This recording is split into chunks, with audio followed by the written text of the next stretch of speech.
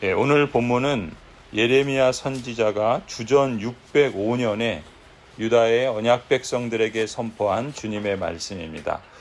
이 주전 605년은 오늘 본문 1절에 말한 것처럼 요시야 왕의 아들 여호야김이 그 뒤를 이어서 왕이 되고 그리고 제4년이 되었을 때를 말합니다. 그 위에 여호와스는 그저 짧은 몇 달밖에 통치하지 못하고 그 여호시아의 아들이 이 왕이 되었죠.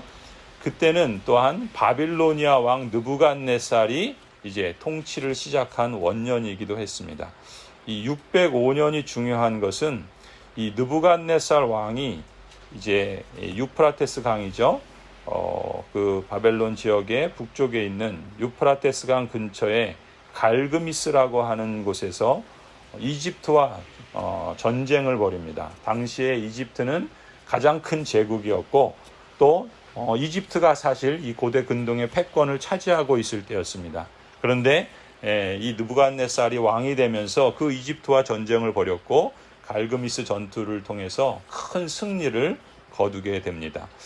그러면서 그동안 이 남유다는 아무래도 이집트가 제국이니까 거기에 영향을 받고 또 실제로 여호아스도 이 이집트 왕에 의해서 그 왕의 자리를 빼앗기게 되고 여호야김도 사실은 이집트 왕이 세운 그런 왕이었죠.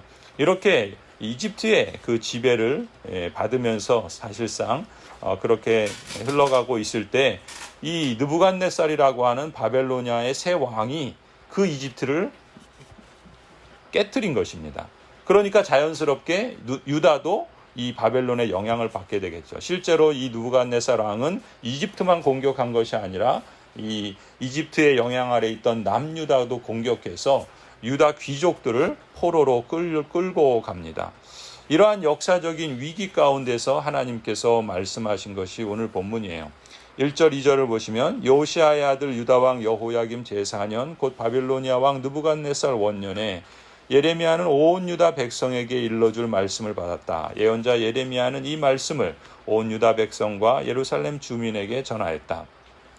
그리고 이때 이제 예레미야 선지자가 하나님께 받아서 선포한 하나님의 말씀의 내용이 이제 5절과 7절이에요.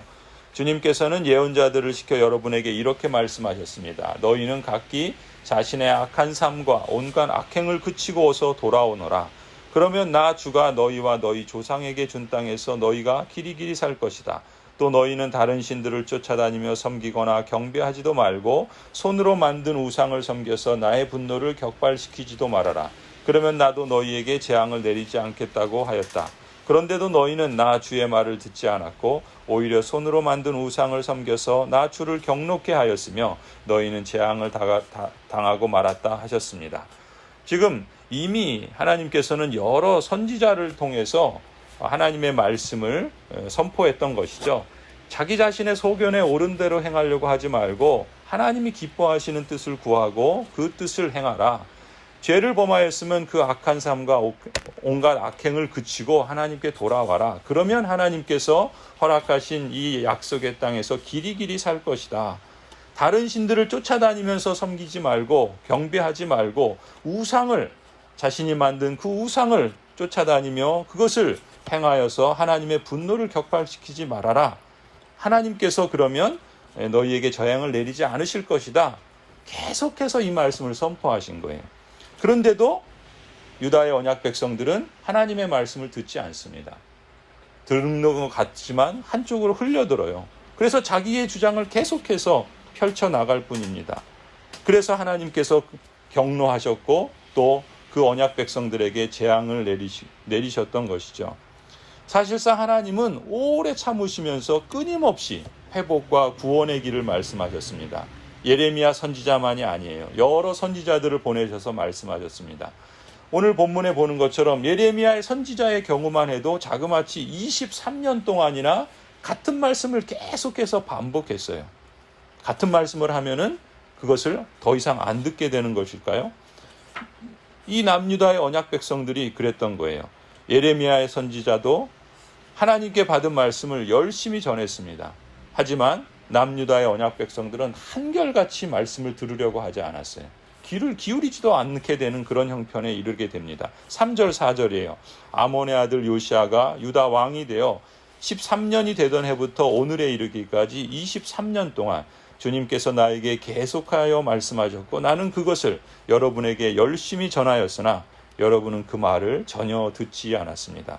주님께서는 여러분에게 주님의 종 예언자들을 보내시되 꾸준히 보내셨으나 여러분은 예언자의 말도 듣지 않았습니다. 여러분들은 들으려 하지도 않았고 귀를 기울이지도 않았습니다.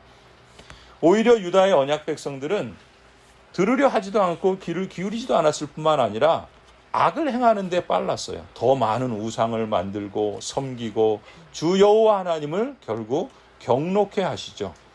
하나님은 언약에 신실하십니다. 언약에 신실하시다는 것은 언약적인 축복을 내리실 뿐만 아니라 언약적인 징계를 내리시기도 하시는 거예요.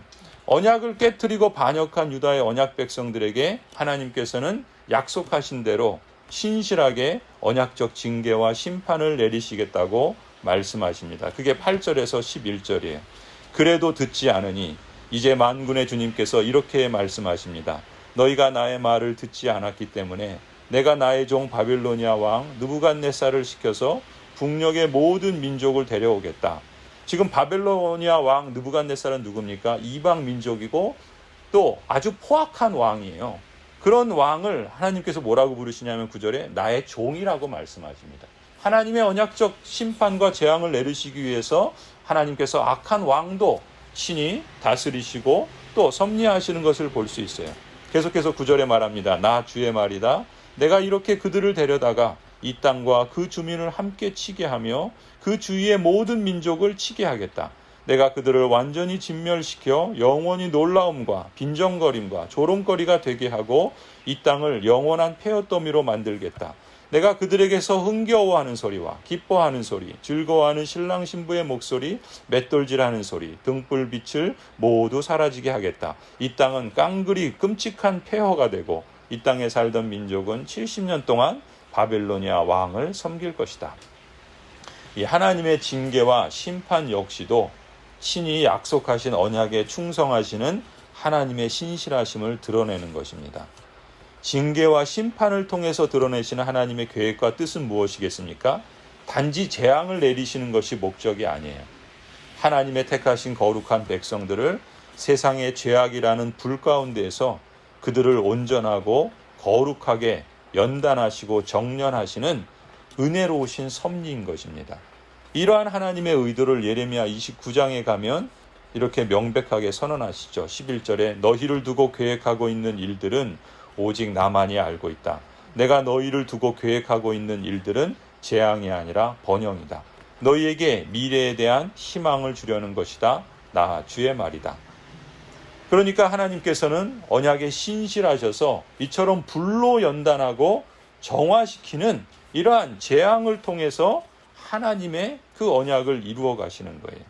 그래서 이 기간이 지난 후에 하나님께서는 택하신 하나님의 백성들을 구원해 주시고 다시금 그들을 약속의 땅 예루살렘으로 돌아오게 하시겠다라고 소망의 약속을 더해 주십니다. 그게 12절에서 14절이에요.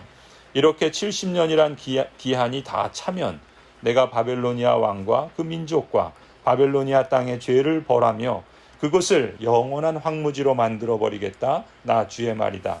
내가 그 땅을 치겠다고 한 나의 모든 약속을 실천할 터이니 이는 문 민족이 받게 될 벌을 예레미야가 예언한 대로 이 책에 모두 기록된 대로 성취하는 것이다. 참으로 이번에는 바벨로니아 사람들이 많은 강대국들과 대왕들을 섬길 것이다. 이와 같이 나는 바벨로니아 사람들이 직접 행하고 저지른 일을 그대로 갚아주겠다. 이렇게 주님께서 말씀하셨습니다. 그러니까 언약에 신실하신 하나님께서는 약속하신 일을 이루시고 성취하시는 하나님이신 거예요. 하나님은 언약 백성인 우리들에게도 약속의 말씀 안에서 또 약속의 말씀을 통해서 일하시는 분이십니다. 따라서 하나님과의 관계에 있어서 가장 중요하고 가장 본질적인 것은 약속의 말씀을 알고 그 말씀에 대해서 우리가 믿음으로 응답하는 것입니다. 하나님의 어떤 약속의 말씀이 나에게, 우리에게, 교회에게 주어진다면 거기에는 마땅히 합당하게 나의 어떤 응답이 있어야 하는 것이죠. 사람에 따라서 믿음의 응답을 보이는 경우도 있고 불신의 응답을 보이는 경우도 있습니다. 분명한 것은 이 하나님의 약속과 믿음은, 즉 하나님의 언약과 그에 대한 언약 백성들의 그 응답은 서로 뗄래야 뗄 수 없는 것이라는 것이죠.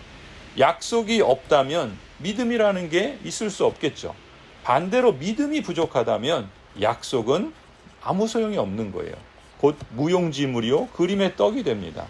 약속은 믿음에 의해서 확증되고 성취되도록 하나님께서 일하시는 것이기 때문에 그렇습니다.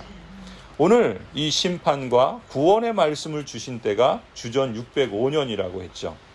그리고 이렇게 말씀하신 대로 70년이라는 기한이 다 차서 주전 535년, 70년이 지난 후에 하나님께서는 마침내 이 약속하신 말씀 그대로 성취해 주십니다.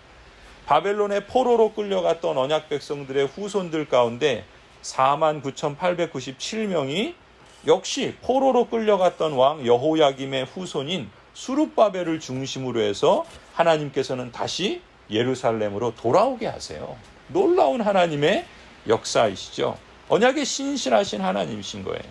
참으로 여호와의 인자하심은 크고 여호와의 성실하심은 영원하십니다.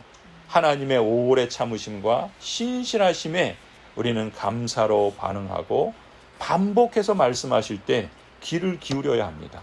죄는 모양이라도 흉내내지 말아야 돼요. 그러한 것에서 속히 버리고 멀리해야 합니다. 직분의 자리에서는 믿음을 갖고 책임 있고 성실하게 응답해야 합니다. 그래서 충성된 제자의 삶을 꾸준히 지속적으로 살아가는 저와 여러분이 되시기를 간절히 축원합니다.